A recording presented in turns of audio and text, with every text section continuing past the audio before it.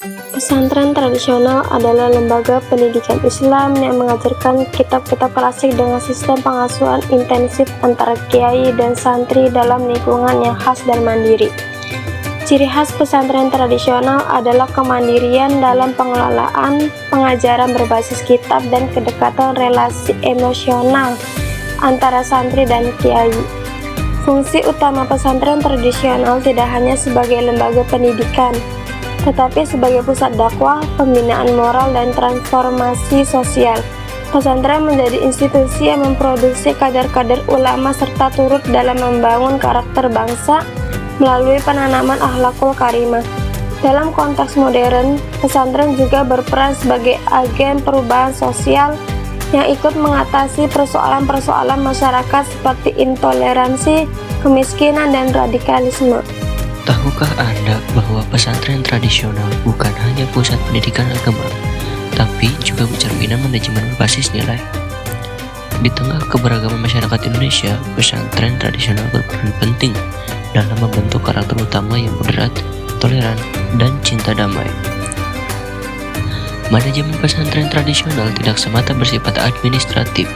Ia dibangun di atas nilai-nilai luhur Islam wasatiyah, seperti tawasud, tasamuh, dan tawazun.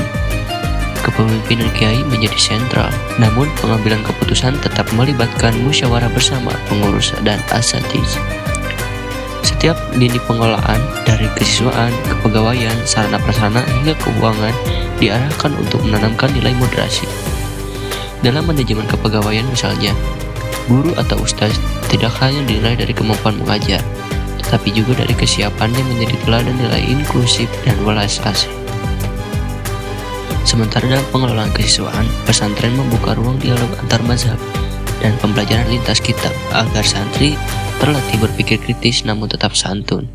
Dalam pengelolaan keuangan, prinsip gotong royong, transparansi, dan keberkahan menjadi poros utama. Pesantren memprioritaskan dana untuk kebutuhan dasar santri, penguatan nilai moderasi, serta keberlangsungan dakwah. Internalisasi nilai moderasi dalam manajerial lembaga. Nilai-nilai moderasi beragama seperti toleransi, kerukunan, bisa ditanamkan dalam manajemen pesantren melalui 3 cara utama. Yang pertama, lewat visi misi pesantren yang mendukung nilai-nilai moderasi seperti toleransi dan kerukunan. Yang kedua, melalui kurikulum yang tidak hanya berfokus pada ilmu agama, tapi juga memuat pemahaman tentang keberagaman dan kebangsaan. Yang ketiga, dengan pembiasaan sikap moderat dalam kehidupan sehari-hari, seperti menghargai perbedaan, rendah hati, terbuka terhadap masukan, yang dicontohkan langsung oleh para pengasuh, guru, dan para santri. Jadi, ketika nilai-nilai moderasi dijadikan landasan dalam manajemen pesantren, tidak hanya suasana internal jadi lebih damai, tapi juga bisa menjadi contoh hidup toleransi di tengah masyarakat.